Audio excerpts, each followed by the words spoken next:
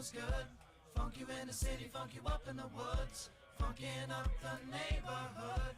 Funkin' up the neighborhood. I felt fool cause the funkin' was good. Funk you in the city, funk you up in the woods. Funkin' up the neighborhood. Funkin' up the neighborhood. I felt fool cause the funkin' was good. Funk you in the city, funk you up in the woods. Funkin' up the neighborhood. Funkin' up the neighborhood. I felt fool cause the funkin' was good. Funk you in the city, funk you up in the woods. Funkin' up the neighborhood.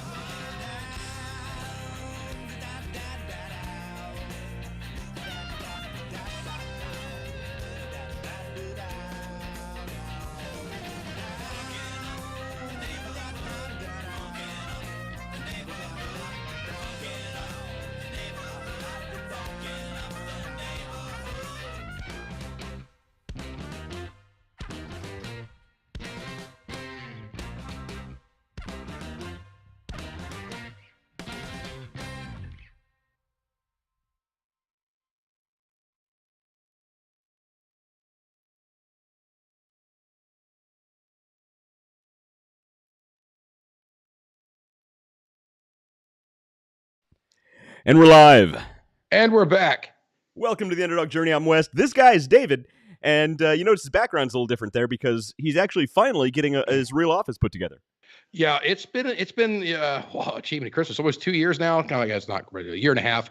And I got the walls painted, got everything done. As you can see, there's a lot less brick and brack on the wall. We're going less Fuddruckers and more cigar lounge. Dude, you can't say Fuddruckers. You can't, because when you say Fuddruckers, all I think about is Idiocracy. Idiocracy in the future. Yeah, we're not going to name of Fuddruckers. Yes. So, that is mandatory watching for all of our viewers. You must have watched Idiocracy at least twice, because that is. I mean, really, it's more of a future-telling story. It kind of feels more and more real every day. It's based 500 years in the future, but it feels like it's based 2 years in the past. Yeah, it's getting closer, and it scares me. So I see Devin Ross and Matt Hamlin's on already. So what's up, guys? Hey, Devin, you need to get your wife on here because I seen she added cupcakes to her offerings. Ooh. And I I approve. I approve of this message. Cupcakes are important to life. It's true. So it's true. I mean, the brownies stand alone. That was a top-notch offering. But adding the cupcakes and her presentation of them was top-notch. She needs some good marketing. I know a guy. We might know a guy. I know two guys. But cupcakes are actually one of the major food groups. So I totally agree. It's like grains, cheeses, and cupcakes. I think that's the pyramid, right? And if you do it right, you can have cheese and grains in your cupcake, because technically there's flour in cupcakes, which is made from a type of grain. You could have cream cheese.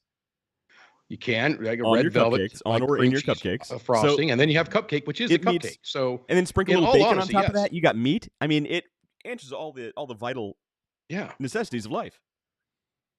I think we're on to something. That's what I'm saying. Devin, get your wife on. Make it happen. We also need to get Matt Hamlin on the show too and talk about his business. Yes. We've been talking about that for a long time.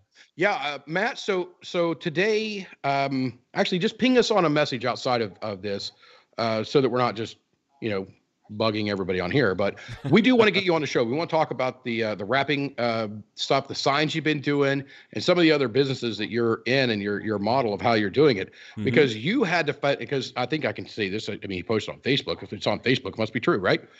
You fended off a non-compete with a local company down there, and still continue to do your business the whole entire time. It was really, really, really fun to watch from a distance. I'm glad I didn't have to do it, but I'm really glad and proud of you, man, because you went through all that and continue to push your business and leverage that market down there. And I know he goes out to Vegas, and I've watched him in the past go out and win events in that wrapping, that automobile, or I think it was an automobile. I seen the other day, I mean, it's a bit of a morbid topic, but I seen the other day he actually wrapped a casket. That would be cool. I want a custom wrapped casket. So, Matt, I'm almost definitely going to die before you. So when that happens, you have my permission to bug my wife to wrap my casket in flames and probably maybe some like bullet holes or something. Like really make make me look cool on the way out. It's okay. All right. He's good, but I don't know if he can make you look cool, bro. I know it's a big ask. It's a big ask. That's a concern. He said his dad wants one too. I'm not the only now one. He's back. So we've been sitting here talking smack about him the whole time. Now he says he's back. Yeah, now he's back. Thanks, Matt. He says his dad wants one of those wrapped caskets as well. So, all right, he heard enough of it. There you go. So Wes, I see you tipping off the beer there. What are you drinking tonight? It's true. I just finished up a can of Wolf's Ridge Hefeweizen. So, as you and I were talking about this before the show, since somebody doesn't live in Columbus anymore, I don't make it to Hofbrau as much anymore. So I couldn't have their Hefeweizen. So I had to settle for Wolf's Ridge, and it's a great beer. It is unacceptable. You cannot use me as a crutch for not getting to the Hofbrau house. It's true. I know. Literally at any point outside. That I walk in that door, there's going to be at least 10 people we know. So yes, any 10, and they're going to be like, "Is Dave coming?" Yeah, they'll look at me and say, "Where's Dave?" That's literally what would happen. So that's what you need to do. You need to go down and make a name for yourself. I'm riding your coattails. I'm riding your coattails. Yeah, don't ride my coattails. My coattails will run you into a ditch, man. Don't do that. That's a bad idea. So over here we're starting tonight with the Weller Antique 107. Nice. So I mean it's a good wheated bourbon. I say Cool Whip. And it is delicious. As a backup, I've got a bottle of Redemption wheated bourbon over there, and of course, always within arm's reach, I've got a bottle of Blanton's. So, all right. So Wes, now people don't know this. Wes, kind of his specialty is marketing, email marketing, but when you niche it down even further, his real speciality is customer loyalty programs. And CRM and customer loyalty are huge. CRM and customer loyalty all day long. So yeah. So I got to tell you about one I ran across today. So I'm at a liquor store that I'd never been to today. All right. And they've got Eagle Rare locked up. So actually I bought a bottle of Calumet over there. So I'm Camelot. I don't know. Kentucky bourbon. And, but in a cabinet, they had bottles of Eagle Rare, which is hands down my favorite bourbon. Yeah. And without the inflation cost, these bottles of bourbon are $35. Right. Now, what are they now? 90, 100? I will hope that my wife is not watching this because there is a lot of money sitting on the counter over there I don't think there's I don't think I've paid $35 for a single one of those bottles that's sitting over there. My Eagle Rare that's sitting over there, I paid $90 for. So they had it for $50. Ooh, so you bought them out, I assume then. Well, you would think I would have bought them out, but I couldn't. I couldn't buy even one of them. Why? Because they have a customer loyalty program that you have to be a member of. Yes, so I love that. Everything inside of the case had a point value assigned to it. So the $50 bottle of bourbon had a 200-point value assigned to it, meaning you had to sign up for their loyalty program, buy $200 worth of other merchandise in the store, then you would be eligible to buy that $50. So you would have to cash your 200 points in. I'm going to call them tokens just for the local hilarity that goes along with that. You have to cash your 200 tokens in and then give them $50 and then give you this $50 bottle of bourbon. Oh, man. Look, that's annoying. That's really annoying. But from a nerd marketer perspective, I love it. I kind of love it. Yes. And from a guy who wants to be able to go into a store and buy bourbon, I kind of like it too, because it stops what has happened. If you guys don't know what happened in bourbon is there are a handful of groups out there that are they know when the deliveries are. They literally know, and there's lines out the door. They go in as a group and they buy, if there's a limit of one bottle, they buy it all to one group. Yeah. They buy a bottle of Blanton's is, 50, 60, well, I think it's like $65. And that's on a high side. And then they turn around and sell that bottle for $120 to $150.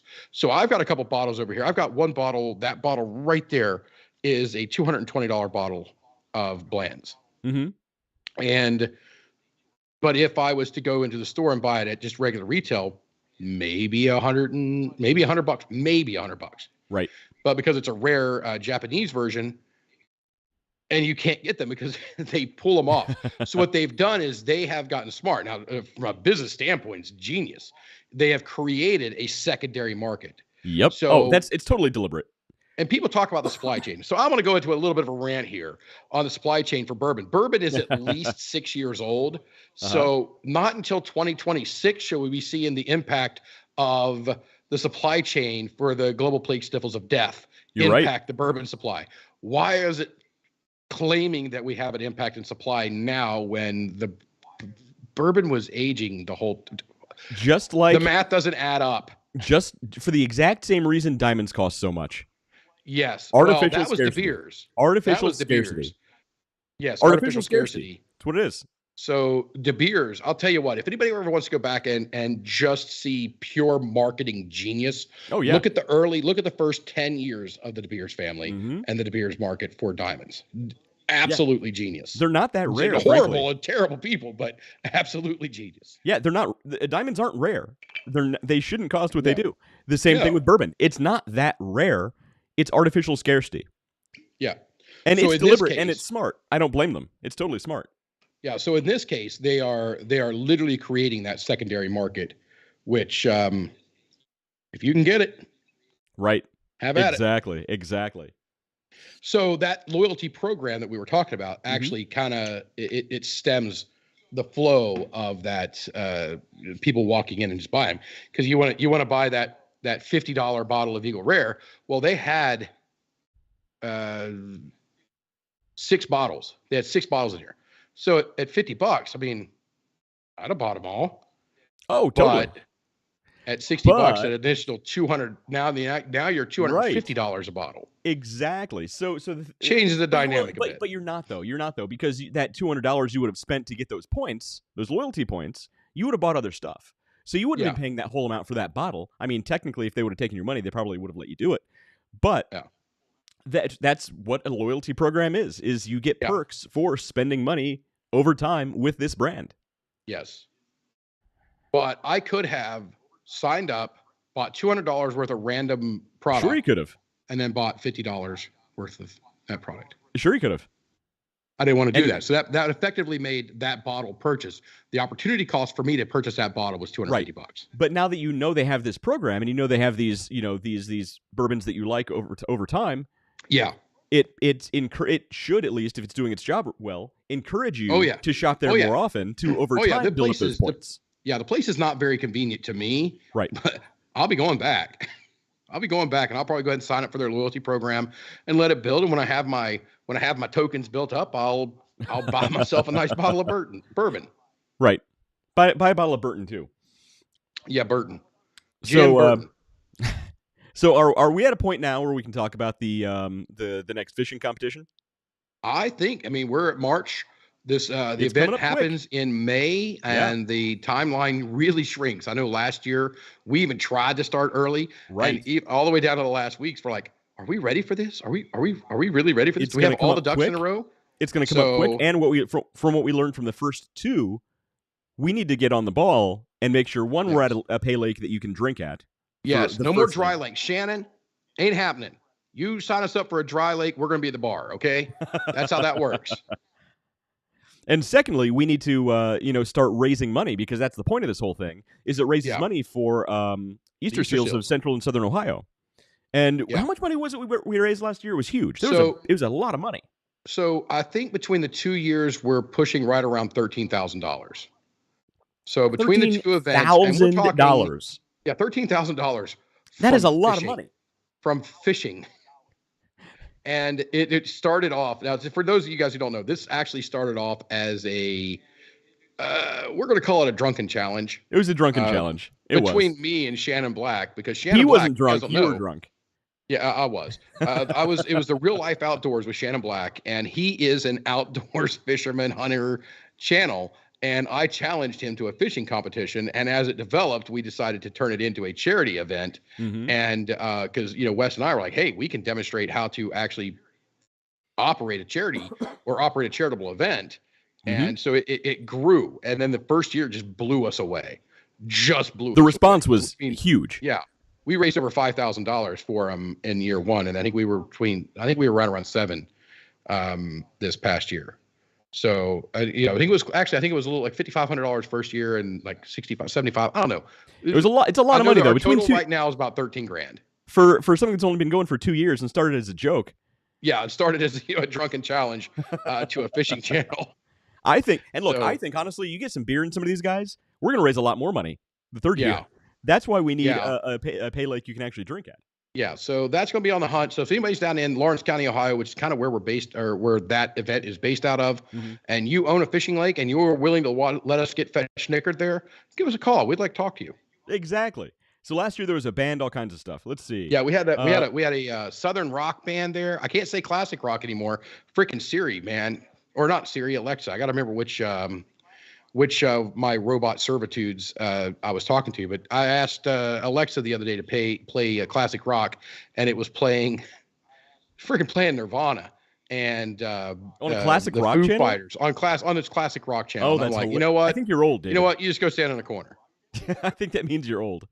That's what I said. I was like, dude, I'm not that old. When music you grew up with is on the oldies channel, you know you're the old. Oldies channel.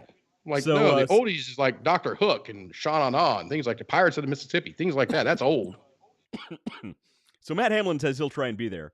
But I just saw on Facebook earlier that Real Life Outdoors with Shannon Black is at almost 2,000 subscribers. I tried to find the post that he had on here. I can't find it now. But I've seen it the other day. I was watching it. So on YouTube, he's almost at 2,000 subscribers. Quite a few less here on Facebook. But what you want to do is go to YouTube and search for Real Life Outdoors with Shannon Black, and just subscribe to his page. Subscribe, like, follow, share, do the things that you're supposed to do. You know, whether you like us or not. Whether you like us or not, he actually has really good content. Like his stuff is actually really entertaining. Yeah, I do watch it. He was out hunting a couple years ago when I was watching the channel. And he was teaching us how to call in deer, and I'm like, all right, I'm this guy's going to try to rut like a buck. This is going to be entertaining. And no, what's he do? He pulls out his phone and he starts dialing the Ohio Department of Natural Resources. No, he did not just do that. And he's having a fake conversation with him on the phone. It was definitely worth watching. So if anybody remembers, we actually lost the first event and had to do our podcast wearing camouflage. We did. Last year, we were the solid number one winners. Look, we won. I don't care what anybody says. We won. Yeah, we won. We fished the right way. We did. We fished. There's no better way to fish than this, okay? So we had a canopy, blazing hot day out in the sun. We had a canopy over top of us. We had live music right behind us. We had a little bit of hidden alcohol here and there, and we had cigars. Our fishing poles never touched the water. Exactly. Now that's how you win a fishing competition. I actually put mine together. You didn't. Well, it was there. My fishing pole was there. It was. We did get them out of the car. They were there. We had the important equipment, and we won that fishing competition. Yes. And I had a tackle box. I did have a tackle box. It was full of cigars. It was full of cigars. But it was a good time. So this year, and we'll keep you guys all posted. This year, when we have it, we'll post all the information on here. You guys can come out and support the Easter Seals of Central and Southern Ohio. The money that we collect at this event, because actually we don't collect anything, it all goes straight to them. Yeah. Just so you guys know, the fishing lake donates the lake to us for the day. Mm-hmm. The food is donated to us by Tim Knight. The beverages are donated to us from Pepsi. Every single thing is donated to us, so that 100%, it's not 100% of the proceeds. It's not 100% of the leftover. It is 100% of every dollar that comes into this event goes right back out to the Easter Seals. And most importantly, that money stays in Lawrence County. And I believe with the funds that we have been driving up for the last 2 years, and it'll be continue this year, it all goes to fund a park for people with disabilities and challenges. Right. So on the trajectory we've been on, I think we can break 10,000 this year. That's the goal. I was hoping to break that last year. There were some things that kind of came into play and took us kind of out of the equation in planning and pushing and marketing, but that's not going to be here this year. So I think we should be able to push that. I think we should be able to break that 10,000 mark. Yeah, that's going to be awesome. That's going to be huge. It's going to be a good time. So what are we talking about tonight, West? So, David, we actually have a couple news items on here. It's only 7:24. Do we need to ramble a bit more before we get to our topic? I mean, I don't want people to think we're organized. I know, that's weird. But we do have a couple news items, I think. All right, shoot through with some news. So, first of all, I want everybody to know, we are actually changing the format of our show. This is news to David. He doesn't know this yet. We're actually changing the format of our show to be all AI all the time. That's all we're talking about from now on. So everybody remembers this flash from last week. It wasn't necessarily that I didn't want to talk about AI, but we have a couple of people out there that are on the knife's edge, and they can pivot either towards hiring an employee or giving up their day job and moving into full time. And we were just kind of having a banter back and forth on that. And I wanted to throw that out there because I know we've got a couple people that are at that level. So I wanted to make sure, I wanted to get that in. It wasn't, I didn't want to talk about AI. It was because this. I'm joking. But I also don't want to talk about AI. It is fun. Okay. Once I found the fundamental flaw in ChatGPT, I literally checked out of it. It is as flawed as other platforms that we can't say because that could be considered political. So moving on, we actually do have some news items. So the first news item I think is actually pretty interesting, and this is honestly one of the best marketing campaigns I've ever seen in my life. Read this headline and tell me this isn't the best news headline you've ever heard in your life. Right. And I'm gonna let you read the headline. All right, now wait a minute before you throw it up on the screen. All right, is it better than the headline of what was it? Crashing a probe into Uranus. There was a NASA event where people were able to name the probe for Uranus. Right, exactly. And they're going to crash a probe into Uranus. This is not made up. This was a real news article from NASA. This was actually a real news thing, and NASA actually reached out to the internet populace to name the probe to Uranus.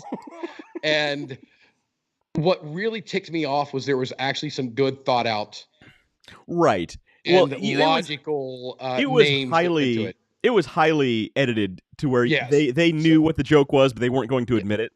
So they put some of the names they came up with. Well, let me rephrase this.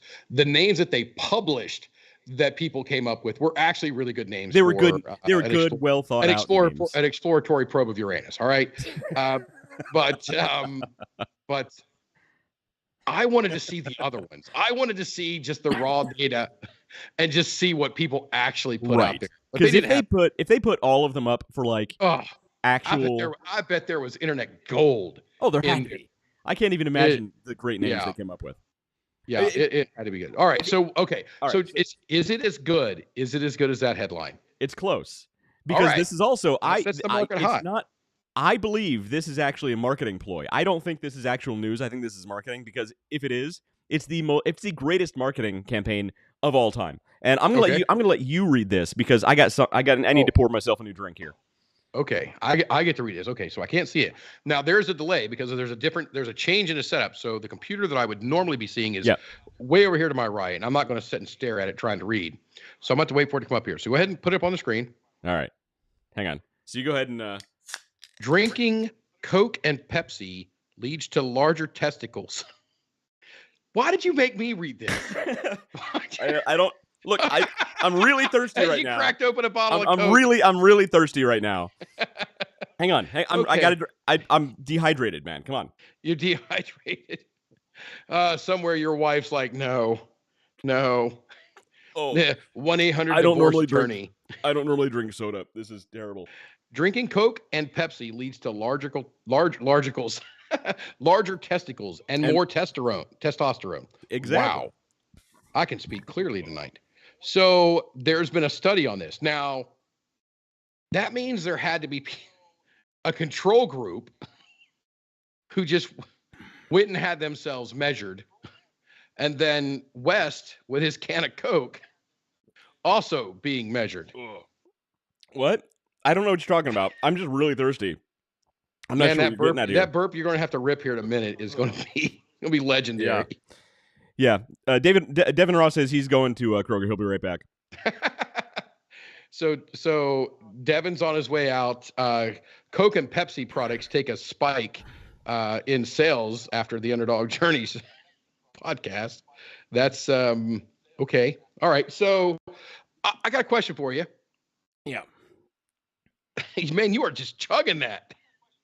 I don't know what you mean. I'm just really, really thirsty right now. Really thirsty. Okay. Yeah. Okay. So, how did this show up in your feed? What is it that you're digging into that this came up in your news feed? I was searching for AI porn. Okay, so it did not come up in my newsfeed, and this is crazy because Wes and I will completely separately, be delving into businesses, and then come up with it. So who ran this study? Okay, there we go. Okay, all right, let's see. I didn't even read. I just like the Minzu, headline. you just read the headline and you're like, okay, this is good. A study has revealed how about drinking Minzu. Coca-Cola and Pepsi can lead to larger testicles and higher testosterone levels. China. The Northwest Minzu University in China was attempting to determine the impact of carbonated beverages on fertility and sex organs in men, because why wouldn't you? I mean, that's a perfectly logical study to want to do. The study looked at 3 groups of mice.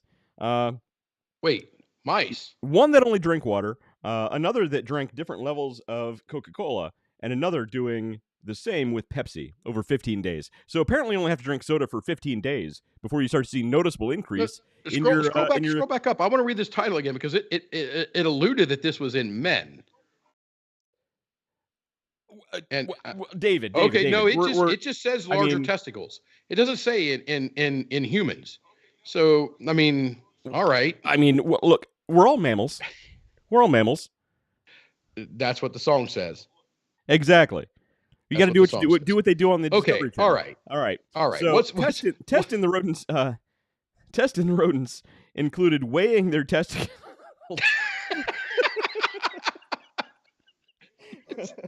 Hang on. Hi, honey. What did you do today? Well, I weighed some testicles. You spend how long in university and pay how much for this is your career weighing rodent testicles. You're $300,000 in debt for your PhD, and today you weighed the testicles of mice. They were tested on day 1 as well as on day 5, day 7, 10, and 15. It was quickly discovered Wait a minute. Mice drinking like Coke. the mice themselves are weighed or just their testicles? Just their testicles.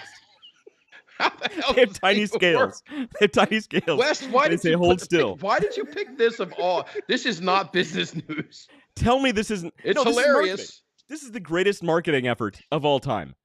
It's got us talking about it, so I guess it's Coca-Cola doing its job. and Pepsi didn't pay this university to say, hey guys, put out this study.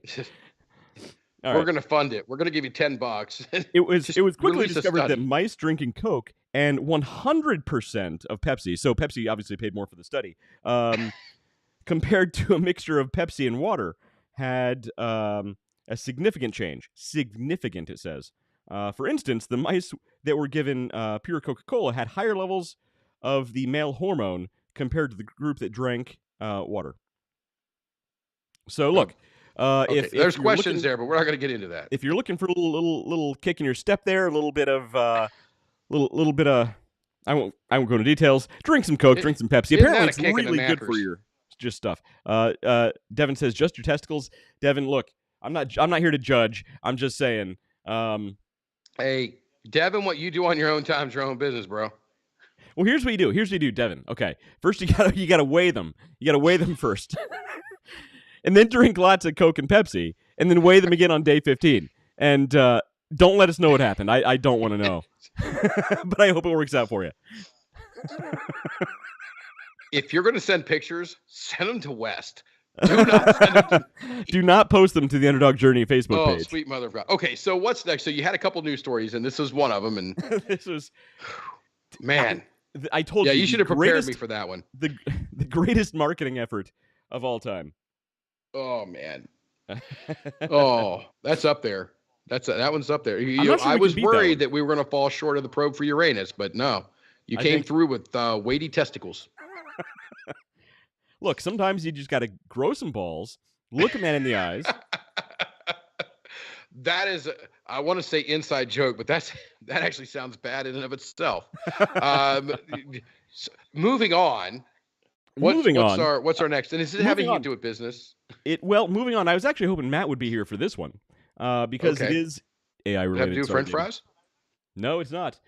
So Matt Harmon, the guy who's normally sitting behind me, goes to art school, and he hates AI, especially AI art, because he's afraid it's going to take their jobs. It's going to take back to the jobs. pile. Yeah, exactly. However, he would actually like this article because AI comic art gets copyright revoked after Office learns how AI works. Basically, the U.S. Copyright Office has rejected AI-created content. Not just imagery, but also the written word, because it's not written, it's generated by artificial intelligence. And unless it's generated from an involved, amalgamation of its source material. right, and unless, apparently, this is according to the U.S. Copyright Office, unless there's a human being involved in the actual creation of the artwork itself or the written content, it can't be copyrighted. All right. So there goes everybody. So this is going to go to the Supreme Court because eventually, it totally will.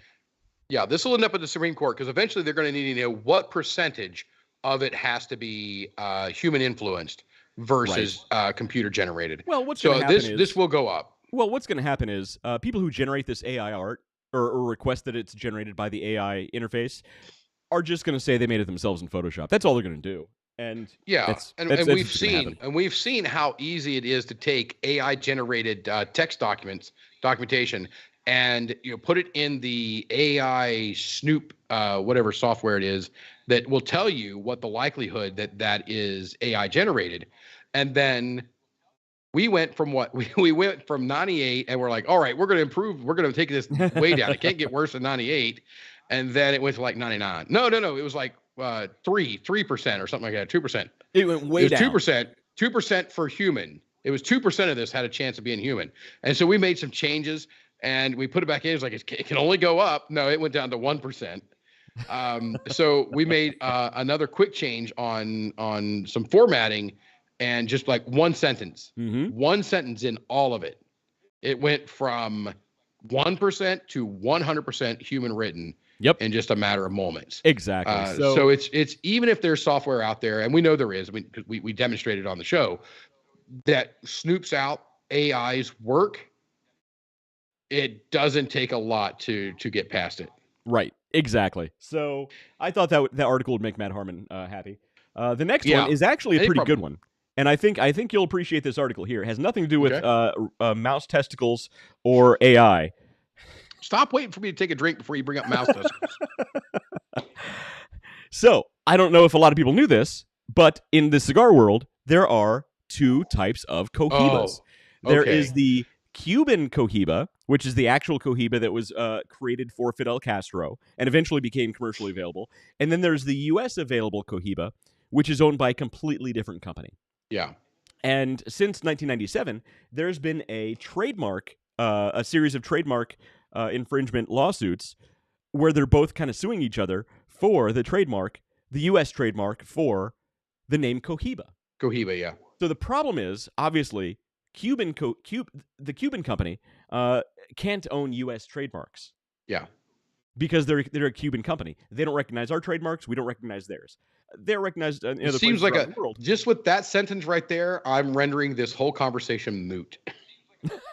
You would think so. That's why this thing's been going on since 1997. Yeah. So basically, this lawsuit is still going on. And what you can see here, the one on the left is the Cuban Cohiba logo. The one on the right is the U.S. Cohiba. And both great cigars. But the Cubans are saying, you can't use our name in the U.S. And the U.S. company is saying, yes, I can, because you can't operate in the U.S. Yeah, and you can't operate in the U.S. You can't have a trademark. We can literally call it Cuban Cohiba cigars, or we could name it the real Cuban Cohiba cigars. And there's literally no legal standpoint for you to come at us at all. Now, you can challenge that internationally in Canada. You can go after it. In Europe, in parts of Europe, you can go after it. Right. Other places around the globe, you could absolutely take this claim up. But to challenge U.S. copyright or trademark, you don't have one. Right. In fact, if the embargo was lifted today and you were allowed to sell here, it would be you that would be in violation of the trademark. Exactly. Because you don't have one. You can't have one here. Well, even if the embargoes were lifted and they could then have trademarks available in the U.S., yep, they would be the latecomer to the game. They would be second to market. So they would have to change now, their name somehow to sell in the I US. have smoked both of these cigars. Yeah. And for the viewers out there, I am in the hunt for the American Cohiba. It's called the Cohiba Spectre. Ooh. So if any of you Yeah. guys out there have the Cohiba Spectre, which is modeled off of the James Bond, Mhm. I'm looking for it. So and I will pay handsomely. Actually, I'll pay reasonably.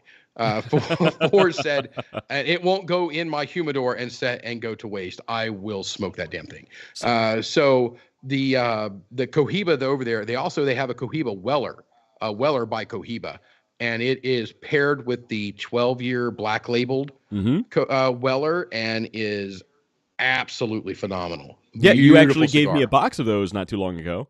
Yeah. Well, it's been long enough. Well, it's been. But yeah, so the Weller Cohibas are just phenomenal. So yeah, I mean, I've had the Cuban Cohibas, and from traveling, not inside the U.S. Right. Because even you can actually get some of them here, but the vast majority of them are going to be fakes. Yeah, and that's the thing. You is the can try to counterfeits smoke are it. big business. Oh yeah, yeah. The counterfeits, especially in the cigar world, the Cohiba is one of the big ones to get counterfeited. Yep. And if you want to smoke something that is swept up off the floor, be my guest. I will not do it. Yeah, totally. I mean, I've even had a counterfeit version of the U.S. Cohibas. Oh yeah. So yeah, I mean, it's counterfeiting. very counterfeit cigars. It's very common. So you know, even if you're traveling abroad, you got to be careful when you're buying cigars because it's really, really common. Yeah. So I'll tell you, if you get a chance to take a cruise through like the Dominican Republic and things like that, like there's a wine trail and a bourbon trail and all these things you can do. You can do the cigar trail. Oh, I want to do that so bad. Through these. I do. And we were supposed to go on a cruise in December of last year, and that was one of the things. Like, that's what we're doing. That's what we're doing. We weren't able to make it, but it's definitely on our. Okay. So the true question is, which one is the superior cigar? Well, that is all a matter of taste. It is. And it is very subjective. And there's this, what do you like? So you may like a Connecticut wrapper with a Maduro filler, which would be a weird combination, but you might like that. And there's all kinds of other things that would go into that. The Weller Cohiba, or the Weller by Cohiba, to me is probably one of the best cigars out there. The Rocky Patel number 60 is, so here we go.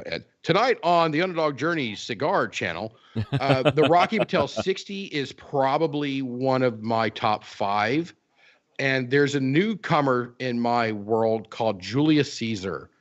And it is, as far as kicking back and just having a nice subtle smoke, it is probably one of the best cigars I've ever found. Nice. Now on a normal basis, I got a lot of clients that I meet with, and I got a lot of people that actually go to cigar lounges with me. I keep a stash of I almost pointed behind me because there used to be the collaboration wall there with the Metallica from Blackened, which is off the Justice album. Yeah. And then the Blackened Bourbon, which I got plenty of bottles of over there, and the Blackened, which is a Drew Estate product, which is out of South America, a Drew Estate product called Blackened M81.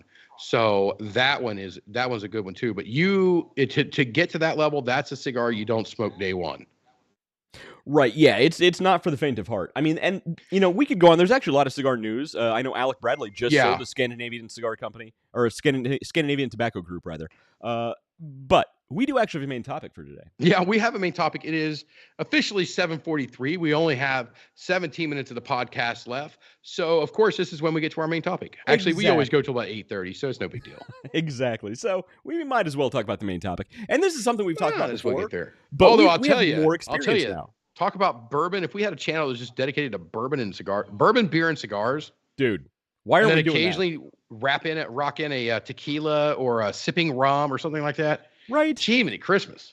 Well, look, I mentioned earlier. Hey, I don't think my liver changing the format of the show. So let's go ahead and change the format of the show. All AI all the time. Only bourbon. Mainly because you and I are in a corner drunk. Only booze and alcohol, or booze, alcohol, same thing. Booze and tobacco. Yeah. From now alcohol, we're going to call our channel the ATF, Alcohol, Tobacco, and Firearms. That's it. That sounds like a great. I actually had a license from the ATF for explosive devices for a while. I don't have any more. I used to be on the watch go. list. No. Tonight on Weather Underground. yeah. No. Moving on. What's funny now is if somebody clicks on that in the topic, they're just going to see a history of Weather Channel type stuff. So, but Right. if you know, you know. Yeah, Weather Underground is just it's basically like the cool version of the Weather Channel. Like they have like VJs from old school MTV. It's pretty awesome. Oh my lord. Okay. All right. So here we go. Tangent number 27 for tonight. Okay. Did you know that you can pay for an additional subscription to the Weather Channel on your phone? You need more weather. Like it's the freaking weather. Is the name of their subscription app the Weather Underground? Which it should totally be. That'd be awesome. Yeah, I bet that'd really blow up. And we're off the air. And, yeah, okay, main topic. You know this is being transcribed automatically by Facebook. Yes, and somebody's giggling just before they they're blocked. Right, the FBI agents who are watching us now are giggling their heads off. Yes. Hi, Steve. It's been a long time, buddy. Steve, it hasn't been long enough, buddy. All right. Speaking of Steve, though, Steve from Grimwood Hollow was going to come on tonight. He had to postpone for a couple of weeks. Things at Disney have been pretty hectic, so as you can imagine, I'm not going to go into details. Going on over there. What's that? Yeah, a lot of stuff going on over there, and hopefully he's busy because he's making some amazing special effects over at the organization. Because I tell you, yeah, I love having him on the show. Well, apparently, so he's a Disney Imagineer, and he is now one of 12 Imagineers left in all of Disney. So they're a little busy in his department. Wow, 12 for the entire organization. I would say with new leadership that's probably going to have to change here soon. The guy that's in charge now, because Bob Iger's back, and I think that you know what, we'll see how it works out. Let's just watch. That's all you can say. It's all you can say. All right, over to the main topic. The main topic. So we've covered this before a long time ago, like 2 years ago, because we've been doing the show for a while, which means we're a lot more experienced now, and we have a lot more information to bring to this actual topic. We're a lot more professional and in order and in line. Obviously, way more. I mean, we've only been flagged by the FBI 3 times during the show today. Just tonight. Just tonight. So this is the 4 secrets that nobody tells you before you start a podcast or a live stream. So right now you're saying, hey, I've got an idea and I would like to put it out there. Now, we've told you many, many, many times, as far as selecting your topic, the more niche down you get, the faster you're going to go from 0 to, because I'm a car guy, the faster you can go from 0 to 60. And that's totally true. But the thing is it doesn't just have to be for just, shits and giggles, just for, for your own personal, fun. It can be for your business, for the company that you work for. You can talk them into sponsoring something like this that you could do.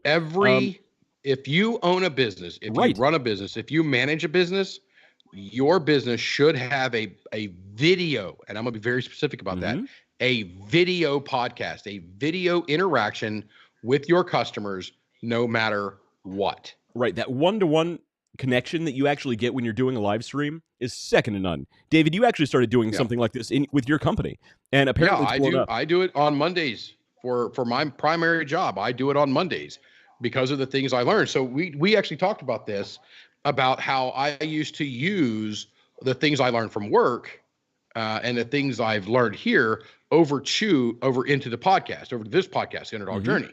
And then I was like, oh, wait a minute, this is a two-way street. So I took some of the talents I learned from here and then transferred them back into my daily business, into my daily operation.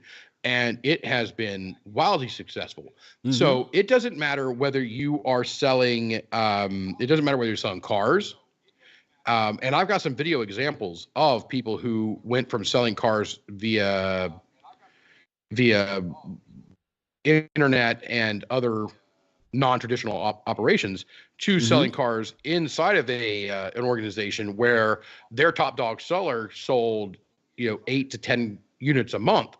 And this guy's like, I expect that by noon on Mondays. So, there's a lot of things for that. So it doesn't matter whether you're selling cars, doesn't matter whether you're selling cupcakes, to hint, hint, wink, wink, doesn't matter. you need a video. You need a video interaction with your customers. It's totally true. After you've created your proper avatar, which go back and watch our shows for that. And we'll do another show on that too. So We should. Matt Harmon came on and said, I get a good connection with #dingdong. So we do need to connect Okay. and have them sponsor the show. Okay. All right. So because a lot of our viewers weren't around for like episode 1. That was And that was literally the episode beginning 1. of episode 1. Episode 1 or episode 2. What are we on tonight? It was Episode number 1. We're on number 137. 138. So 138 weeks in a row, 138 episodes of us doing this.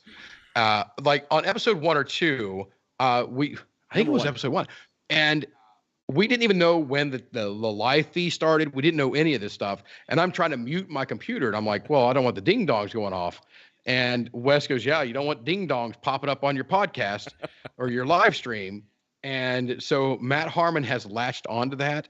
And for a while, even if we would be filming remotely or broadcasting remotely at restaurants, pubs, and other places. And he would show up and just be like, nope, you got to put this on your set. And he'd bring us a box of ding dongs to set up. And that went on for a long time. And it doesn't seem like it's dying out anytime soon. It's true. Matt, So you're slacking Hostess- though. I want some Hostess ding dongs. You've got to sponsor us and hashtag ding dongs. Because, Exactly. I guarantee if we look back at the hashtags on that, we actually did cause a spike I'll for them. bet we did. I'm not sure we should brag about that, but we totally did. So, as far as the 4 things they don't tell you when starting a podcast, and I'm going to start with number 2 because it's a little more important. Build an All right, audience. George Lucas. Yeah, exactly. I'm going to start with episode 4, and then we're going to go back and do episode 1 in about 30 years. All right. So, Oh, come on, man. All right, so number 2. number 2 is building an audience takes time and effort. So the reason I'm starting with this one is because a lot of people, when they start these things, are like, oh, yeah, no, look at these other podcasts. I can totally do what Jeremy Sires does. I can totally do what, these other, jokers over here do because they have a huge audience and they're not nearly as entertaining as I am, of course. And then people start these things and they're terrible because you're always terrible when you start. Always. Yeah. Always terrible. And you get 5 videos in and you wonder why you don't have 7 million followers. Right. And then you get discouraged and then you miss an episode and you're like, I'll catch up next week. And then you miss next week because you're like, I'm in a rut. And then before you know it, you never do it again. You need patience to actually build that audience. It takes time and it takes effort and it's hard to build an audience. Yeah. And we've talked about this. So the interaction right now is you guys see us talking, we're talking to you. That's what you see. We see a camera lens. Right. I'm literally staring at a camera. That's all there is. Yeah. So it is. So if you decide to go down this route, and everybody really should, if you're in a business and you're running a business, especially making cupcakes and brownies, you need to have an interaction, a video interaction with your customers.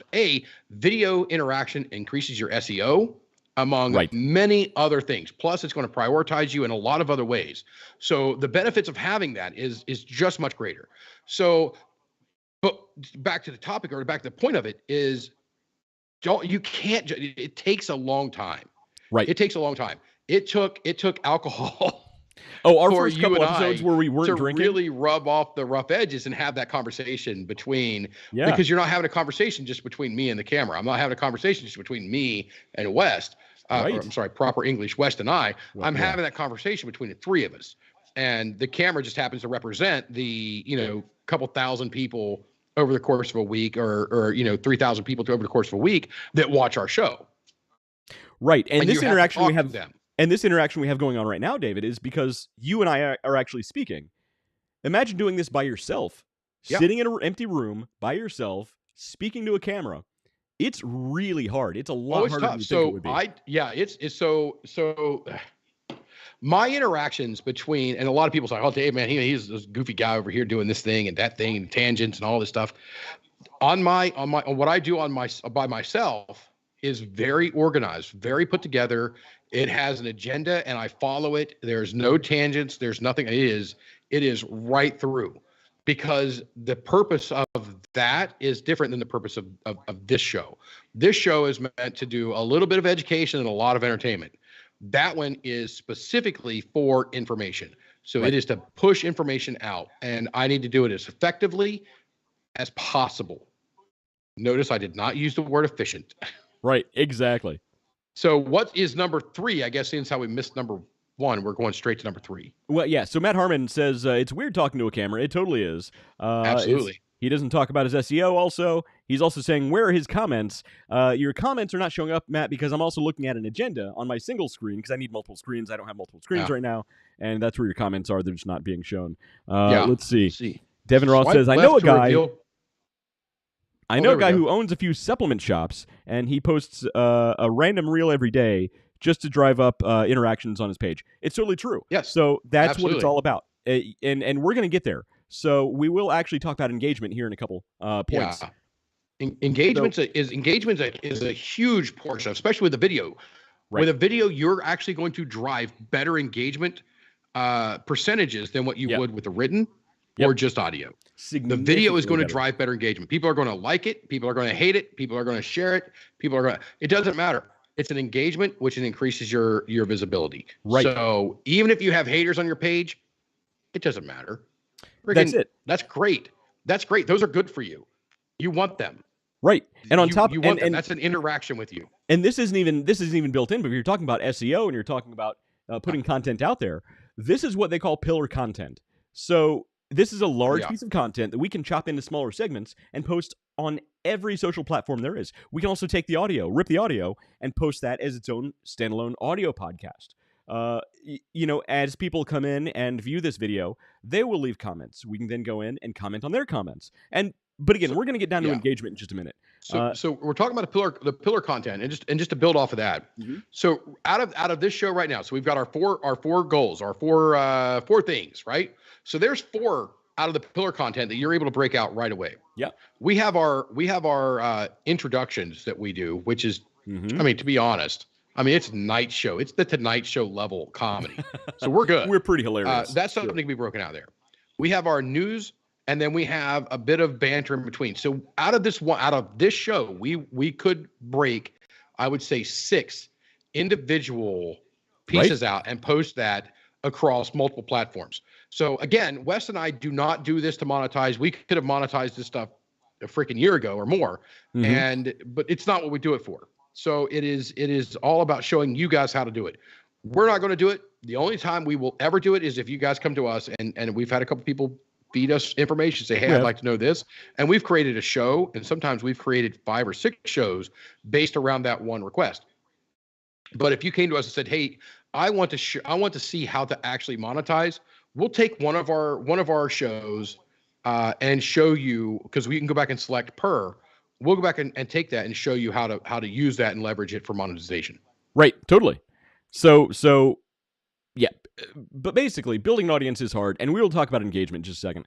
But number 3 on the list, because we skipped number 1, number 3 on the list is, David's wearing the t-shirt right now, consistency over time equals success. And we will do a show on our how to build a Teespring account, and you can sell your own merch, stuff like that. Lots of fun. But consistency. Yeah, we were actually talking about that earlier. Consistency is key. So the point, what we mentioned a few minutes ago, where you start doing the podcast and you get discouraged, and you miss a day, and you're like, it's fine, I'll catch up in a few days. Guess what? A few days later rolls around, and you're like, man, I just got all this stuff going on right now. I can't do it right now. I'll catch up in another couple days. Before you know it, weeks go by or months go by. You haven't done a single thing, and you have no ambition to do a single thing, and you stop doing it. Yeah. I tried that. It wasn't successful. Right. David, how easy would it have been for us after the first couple episodes that sucked for us to just say, you know what, we're just going to go to the bar and have a drink?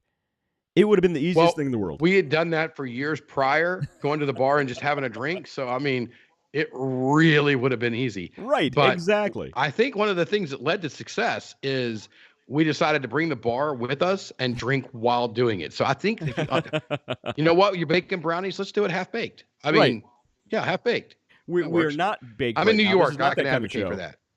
There you go.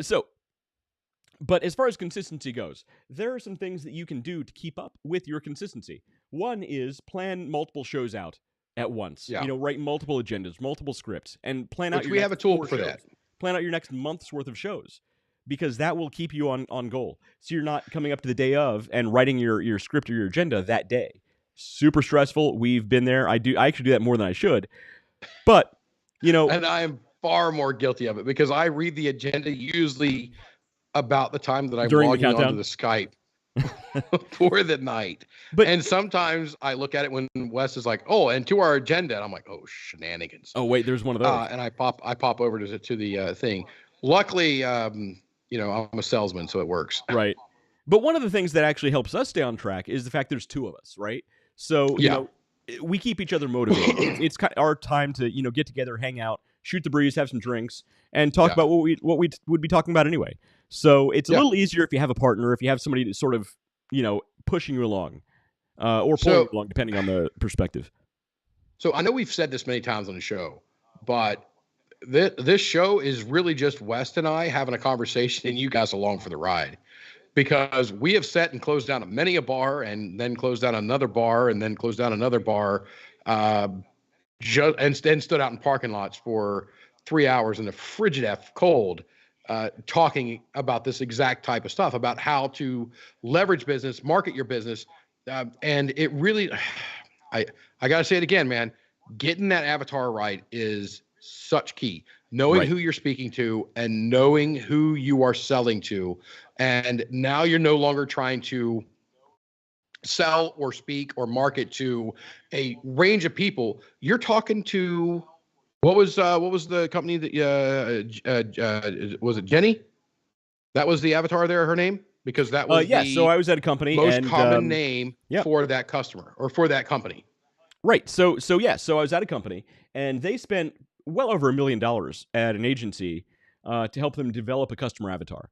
Basically, your customer avatar is your ideal customer, the one that you actually speak to. Because if we're going to go down that rabbit hole, basically it's easier to develop marketing and advertising when you're speaking to a person versus an audience. Like when you're giving a speech in front of a crowd, it's easier to give that speech when you're talking to a person. You point at that person, Yes. you speak to that person. You see people who give lectures and comedians, they do it all the time. It's very, very common. And the same is true in your marketing. So you develop an avatar and you give that person a personality. You give them a name. You give them a backstory. You give them a job. Man, the more creative you get, the more detailed, the more granular you get with that, the easier it is to actually speak to that person. Right. And so when you meet somebody for the first time, when you meet somebody for the first time, that interaction is you don't know much about them. You don't know whether they like talking about this or that, and so your conversation is bland. Mhm. Your conversation is very bland. So you have to take the time. But once you get to know them, you can make off-color jokes in front of them, and it's just fun, right? It's knowing your audience. That is the level you want to get. And this is really, I'm sorry to take us down this rabbit hole real quick, because this is actually a slight tangent. Not a slight tangent. This is a deliberate tangent, because we have Devin's wife watching, and I want her to put time into this to create her avatar of who she's selling to. And I think she needed to hear it. That's why I went down that rabbit hole tonight. It's totally true, though. It's all about knowing your audience, because I've made this analogy before. You're going to speak to a frat boy significantly different than you do to your from how grandma. you're going to speak to your grandmother. And it's totally true. So know your audience, develop your avatar, and that leads us into our number 4 in the list, which is engagement. Engaging with your audience is really challenging if you don't know these steps. So basically, there are things that you can do to prompt better engagement from your audience. And that can go into, again, building an avatar for your audience, knowing who you're talking to, knowing how to talk to them. One of my favorite tactics is when you're responding to comments on any social platform, don't just reply back with cool or thanks. That's a dead end in a conversation. What you want to do is engage with them. Hey, thanks for the great comment, man. I really appreciate what you said. What was your favorite part of that thing that you just mentioned? It prompts a conversation. When they come back and they answer again, you answer back again. You're feeding the algorithm. You're telling the algorithm. For you. I What's that? got a way to improve that. I got a better way to improve that. All right, let's hear it. Building off of what you said, West. Yeah. If you can work in, so you have that conversation, that dialogue going back and forth. Mm-hmm. If you could find a way to loop them back to one of your previous videos, previous contents, and send them back to there, and then have that conversation and have a deeper conversation there as well. That's the goal for everybody. That customer is no longer a customer, because what are we trying to create, West? We don't need 1 million followers. We don't need 1 million customers. Right. We That's need it. You need 1,000 true fans. So here's fans. crazy. The two of us read the same book by different authors and different names. West had 1,000 true fans, and mine was raving fans. And that is what you're after. So in your interactions that you're trying to drive up, and again, that drives your SEO, that puts you up in the feed. There's a lot of benefit to that anyway, but you're also in that same pathway creating 1,000 true fans or raving fans, which is your goal. It builds customer loyalty. If we're talking about going back to the loyalty program thing, it builds loyalty, because when somebody interacts with you, they have that connection with you. They're that much more likely to want to come back and talk to you again and buy your product, or, subscribe to your newsletter or whatever you got. So let's say, so you have this interaction and you're selling cupcakes and brownies. Mm-hmm. Well, I can go down to the local Walmarts and I can pick up cupcakes and brownies. Okay. But what I can't get is, and if I can remember her name, I'm gonna have to look up her name, because I gotta stop calling her Devin's wife. What I don't get with that is I don't get Devin's wife with that. I don't get the interaction. I don't get the care. I get the mass produced, might be cheaper, but I'll pay a premium for a premium product, which is a show in and of itself. Oh, actually, we've done that show, and we'll do it again. 5 shows in and of itself. Premium for a premium product, which we talked about. Palesi. Oh my God, I'll never forget that. So the interaction helps all of that and really pushes a relationship. And the faster you can get, and there's no speedy way for this. So just so you know, consistency over time equals success. Being just part of their lives, being just part of their business thoughts is going to improve. Hey, we got the live studio audience in. You didn't even announce it. I was looking. I was just off in La La Land talking what I do. So, hey, Catherine, where are your ears? Where are your kitty cat ears? Well, she just had a shower. Oh, they just got out. Oh, she's got a shower. Okay. Yep. Locke, what did you do in school today? Locke, what do you got there? You get your chip. What'd you do in school today, buddy? Chip. Chips. He's very, very talkative tonight. He's very loquacious. What did you do in school today? I know. What? I had a lot of fun and farted a lot. Locke had a lot of fun and farted a lot. No, I didn't. And Catherine played bingo? Word bingo? Could you say? Okay, no, we're going to go back to Locke. Wait a minute. You're the one who said it, and then you denied it. So the one who's denying it's applying it. That's the way it goes. Oh, she wants to blow up a balloon. It's true, though, Locke. Blow up a balloon. That was not how big. I'll curse well, you they're having forever. fun. I'm cursed. Okay. So are they all well? Okay. I know they'd been down with the creepy crud there for a bit. So it looks like everybody's healthy and back in action again. He has a shark tooth. Yep. Yeah, they were Excellent. sick for the last we've all been sick. My current wife is still under the weather. She's not feeling good. So it's okay. It is what it is. Well, that's good. I was glad to see him. Yeah, exactly. So yes, the customer avatar. What are we talking about? I completely lost track. Okay, so yeah. So anyway, let's move on. So we've went through 2, 3, and 4, and George Lucas is now going to loop us back to the prequels. And if there's a Jar Jar Binks in here, I'm out. Okay. I cannot do a Jar Jar Binks accent. If I could do the impression, I would. You give it a try. So yeah, I don't think anybody myself. wants us doing accents or things. You know, we are good at a lot of things. That's probably not going to be one of them. So number 4 is probably the most boring, but I say the most important because I'm a big fat nerd, is know the numbers. You need to know your analytics. Whenever you go into a podcast or a live stream or posting videos, any kind of real content that you want to get good results for your business, if you want to grow a personal brand, anything, you need to know analytics. You need to know the numbers. You need to know where the analytics are on that platform, and you need to know how to read them. Yes, and when you're reaching out, and so we actually did a show. Oh God, what was the guy's core? So his core product was something completely separate, but he was fighting hair loss, and when he Yeah. did hair loss videos, his and we went through, and now Well, the main point of his just to channel, preface this, the analytics that you get with YouTube and Facebook and all this Right. stuff is off the charts. It is down to level. So I know we have viewers in Japan, we have viewers in Germany, we have viewers in the UK, we have viewers in France. And then I know a huge portion of us is of our viewership is in Columbus, Ohio, Huntington, West Virginia, Chesapeake, Ohio. We have Jacksonville, Florida. We have people out in California. So I know exactly where all of them are. I know whether they're male, female. I know whether they are between this age group and this age group. I know how long they stay on the video, whether certain groups watch it in its entirety, all of it. So I mean, it's the amount of data that we get out of it is amazing. But to get back to the guy we were talking about, right? His videos. Go ahead. Well, I was going to say the main point of his original channel, his channel on YouTube, all of his videos up to this point were like just man advice, guy stuff, how to drink bourbon or how to comb your chest hair, something like that, just dude stuff, right? But then he did a couple videos on Rogaine, using Rogaine, and the hair loss chemical stuff. So his numbers, you can actually see just in the view count on his channel, just in the view they count. spiked from a couple hundred to a few thousand.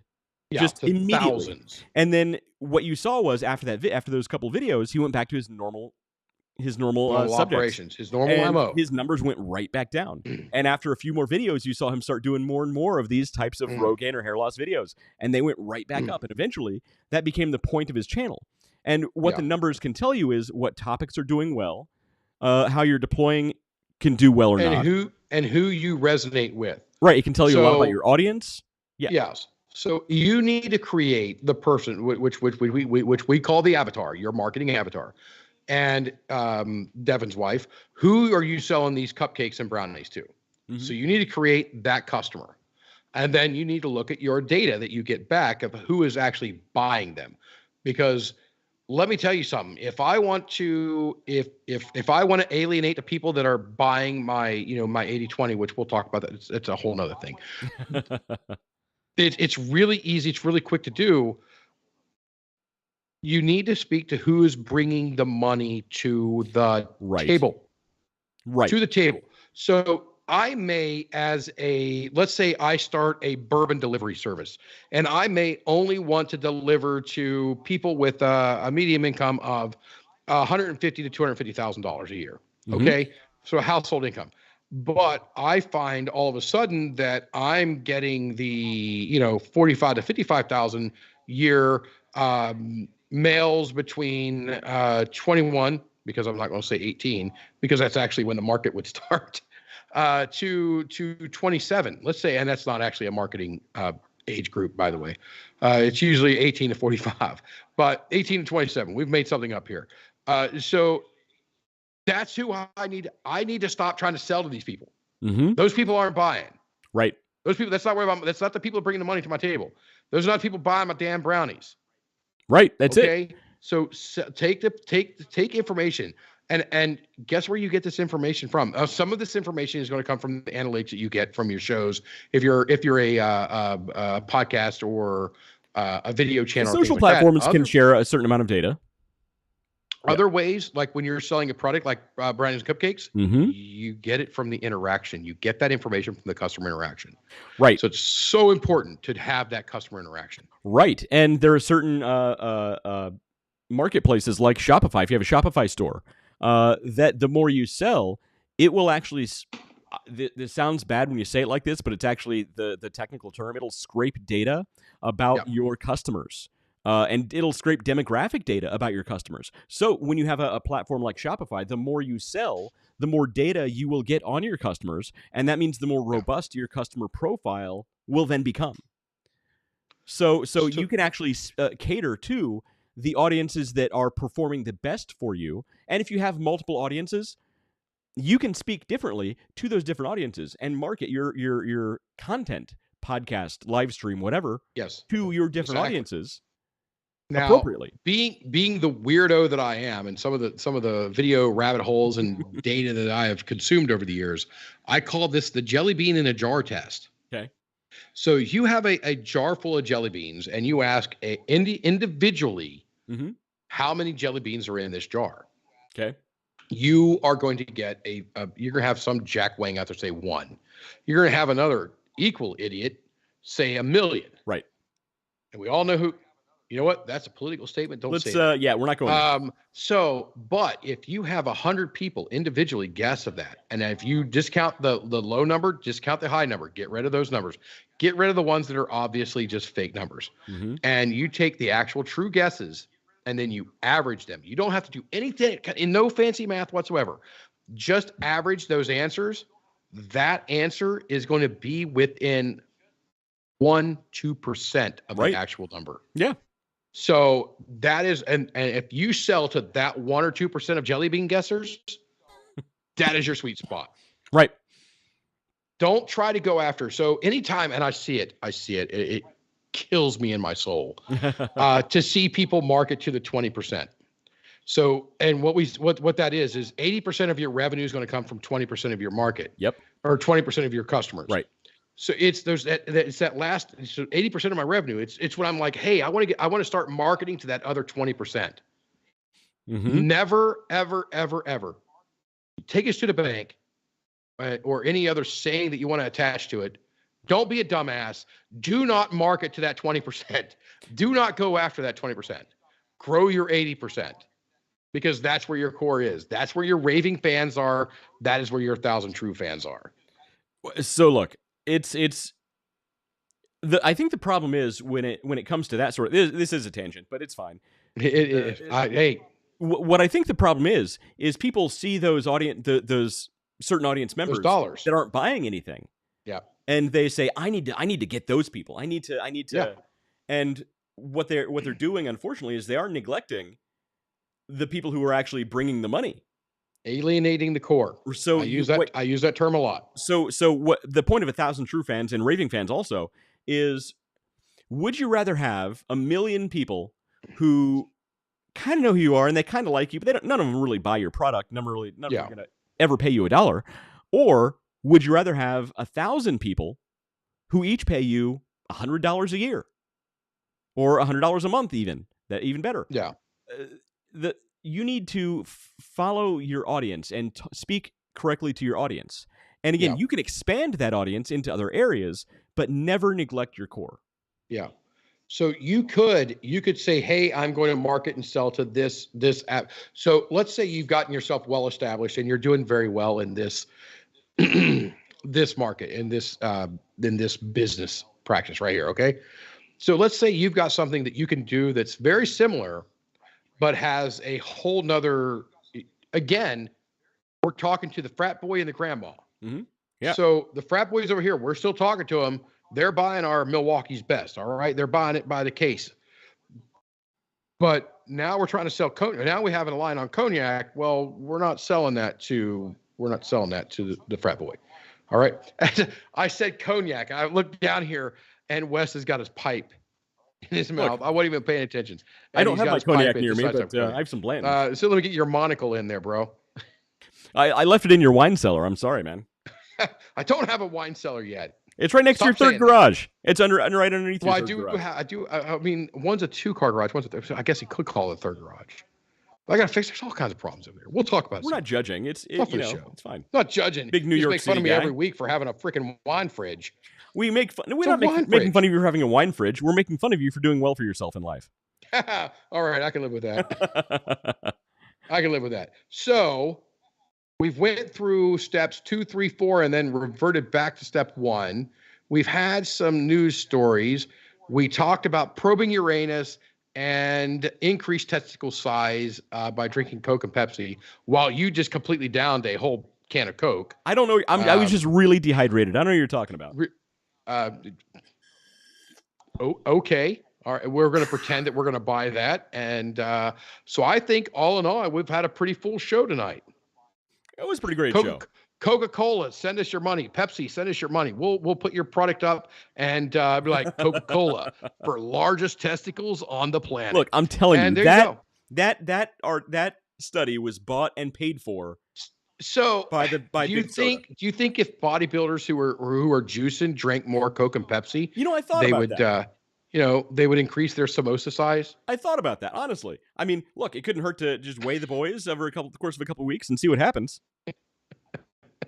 So Devin Ross posts up here, says next podcast is only about probing Uranus. Well, look, if it helps increase testosterone levels and testicle girth, we could have something there. Oh, wait.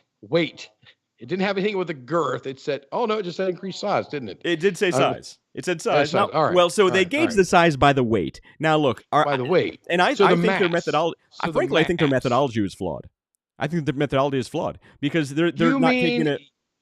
Because here's the thing. Look, no, their methodology is flawed, and I'll tell you why. Because they gauge the study by weighing mouse testicles. So they're equating weight with size, which isn't necessarily the case. Perhaps the testicles were simply more dense after they drank more soda. We don't know the density of a mouse testicle, do you? So what you're saying is the hypothesis that they're drawing of Coca-Cola and Pepsi increasing the size or weight should be increasing mass. Size and weight are not congruent. It should have been mass, not size. They should have been. That's what I'm saying. It should be right. Exactly. Size and weight, and it should be calculated solely on the mass of said testicles of the mice. Well, I think you can equate mass. You know what? If I look back in, you can equate mass and weight. If I look forward in 5 years from 5 years ago, I bet I would have never thought I had that sentence in me. You can equate mass and weight. You can't equate weight and size. And weight and size, yes. Yes. So I think they should have said increases the mass of testicles. Now that could be accurate. Yeah. But how are you accurately going to gauge the mass of a mouse testicle? I don't know. I've never tried. This is just how. Yeah. I'll be right back. I need to go buy some Pepsi and go to the pet store to pick up a few mice. I'll let you know how it goes. If you're looking for if your research has human implications, your best bet is white mice. Is that a race thing, Dave? That is true. No, it's just a white mice. It's just their physiology is a little more similar to ours than. You trying to say that the white mice need a little help with the testicle size than the other mice? David, I think I'm not sure you can say that online, I've been David. Dave. He's been Wes. This has been the Underdog Journey, and we're going to end you on that comment right there. We are not going down that road any further than that. So, actually, that's your line, so you've got to say it before we can get out of here. I've been Wes. This guy's been David, and we will no longer talk about mouse testicles, we promise you. Bull crap. We're going to talk about it next week, but we'll see you next week on the Underdog Journey, 7:00. Actually, possibility of it being on Thursday next week. I'll keep you posted. All right. Later.